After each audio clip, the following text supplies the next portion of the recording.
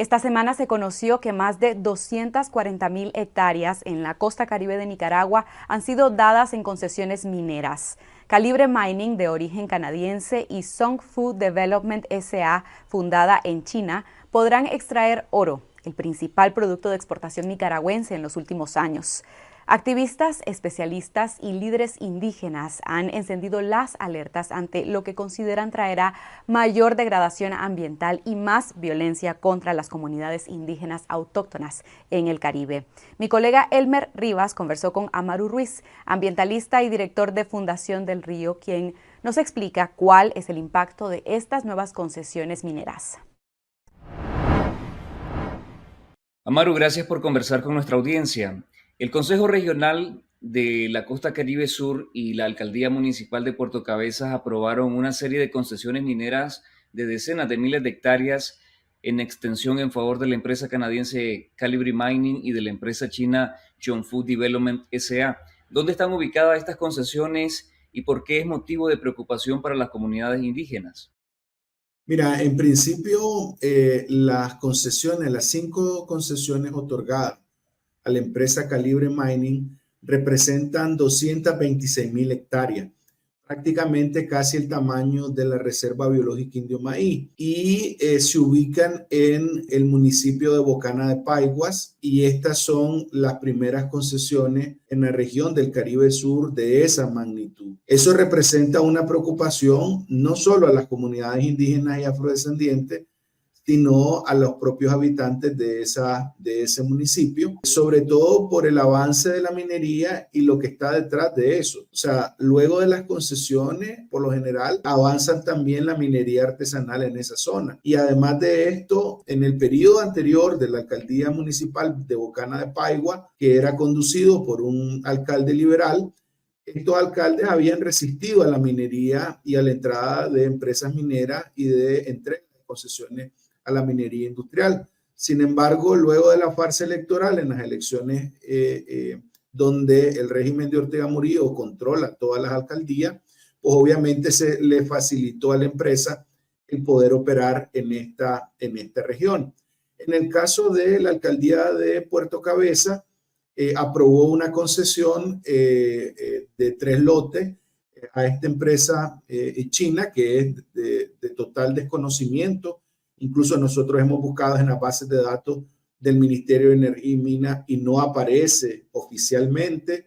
Y le entregaron 15.400 hectáreas de concesión, todas estas ubicadas en territorios indígenas y afrodescendientes, sobre todo vinculados a la etnia misquita. En el caso de Bocana de Paigua, no hay comunidades indígenas y no hay áreas protegidas. Sin embargo, la empresa debió de presentar los estudios de impacto ambiental y debió de hacer una serie de consultas sociales a nivel de las comunidades. Y como ahora no hay resistencia y hay muy poca información sobre los procesos de transparencia, porque el régimen ha cancelado a las organizaciones ambientales que nos dedicábamos al monitoreo y al acompañamiento a estas comunidades para informar sobre las decisiones alrededor y los riesgos alrededor de las decisiones de aceptar o no la minería en sus territorios. En el caso de las 15.400 hectáreas concesionadas a esta empresa china, hasta ahora desconocida, ¿es la primera vez que estos territorios indígenas y afrodescendientes serán utilizados para el extractivismo? Mira, aquí hay una serie de empuje de la minería industrial y de la minería artesanal por parte del régimen de Ortega Murillo. Nosotros hemos elaborado el año pasado un informe en el que detalla que existen más de 141 concesiones mineras dentro de territorios indígenas. Somos el país de la región centroamericana que más concesiones mineras tenemos en comunidades indígenas y pueblos afrodescendientes. Esto ha representado que prácticamente el 23% del país esté concesionado a la minería industrial y más de 36 municipios están teniendo la minería artesanal, y ambas se conectan en la cadena de valor de comercialización de la minería de oro que sale a exportación. Entonces, aquí hay una preocupación porque si bien es cierto, en el norte de Nicaragua históricamente hay un proceso de explotación, sobre todo en el triángulo minero. Vemos que el fenómeno de la minería se está extendiendo hacia más al norte de la región del Caribe, norte. Entonces, esto implica una mayor proporción de las dimensiones de las explotaciones mineras en el país y sobre todo en esa región.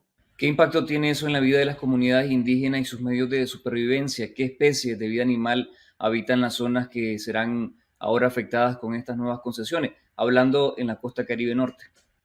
Mira, en principio lo que nosotros hemos visto que alrededor de la minería aumenta el nivel de conflictividad porque se asocia con minería artesanal que va invadiendo esos territorios. Pero además representa alto riesgo de contaminación de las fuentes de agua. Vimos que ninguna actividad minera es segura y lo hemos visto en el caso de ENCO, con derrames constantes, más de 3 derrames tienen su historia en las zonas de ríos cercanos que son abastecidos a comunidades indígenas. También la minería artesanal y la minería industrial, sobre todo de cielo abierto, representa un cambio en el paisaje y en la cobertura forestal de la zona. Y eso va a implicar también pérdida de biodiversidad. Se ubican en zonas de conectividad biológica con las áreas protegidas. En algunos casos también se utiliza cianuros y pilas de cianuración que tienen un nivel de riesgo sobre todo al ambiente y a las propias personas. Además, los beneficios de la minería, la mayoría de ellos van hacia afuera, no se quedan en Nicaragua. La minería o todo el sector minero solo produce 3.000 empleos formales. Entonces, cuando uno dice, bueno, ¿y qué es lo que le queda a la población en general? Pues es muy poco. Nosotros hemos visto que los distritos mineros históricos, Santo Domingo, La Libertad y el Triángulo Minero, no son pueblos, no son comunidades ricas, es decir, no han salido de la pobreza. Los indicadores de la pobreza, cuando uno visita esta zona, uno se da cuenta que no es que la minería llega a generar riqueza para toda la población a nivel local. Todo lo contrario, deja pasivos ambientales, deja pasivos sociales, que una vez que explotan este recurso, pues obviamente van hacia ganancias a nivel internacional que se quedan fuera del país. Hace unas semanas denunciaste en las redes sociales la presencia ilegal de un campamento de centenares de huiriceros en la reserva Indio Maíz. ¿Se conoce quiénes son? ¿Pueden levantar un campamento, por las imágenes que estamos viendo en este momento, de esa magnitud sin que el ejército y el Marina se den cuenta? Lo que nosotros estamos viendo es que lamentablemente el boom y la fiebre del oro también ha llegado tanto en la reserva de Osaguá como en la reserva Indio Maíz. Nosotros en la reserva Indio Maíz hemos identificado al menos 3 puntos.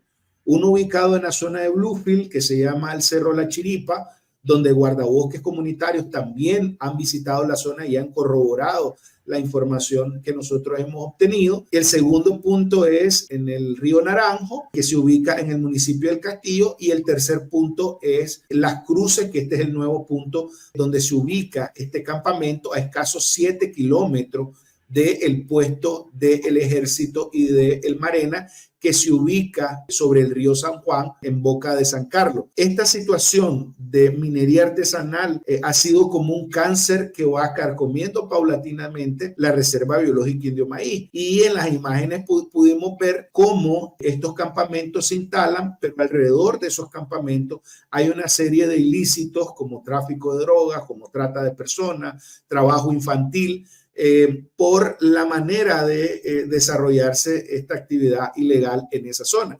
Y lamentablemente las instituciones del régimen conocen de esta situación, saben de esta situación, tienen información. Nosotros les escribimos vía correo electrónico al ejército y no tuvimos ninguna respuesta alrededor de la falta de protección y atención de la situación de este campamento, que nosotros calculamos entre 2.000 y 3.000 personas que se está instalando en esta área protegida. ¿Qué papel están jugando los consejos regionales, las autoridades locales? ¿Están las comunidades indígenas indefensas frente al avance de la minería, la ganadería extensiva y la amenaza de colonos?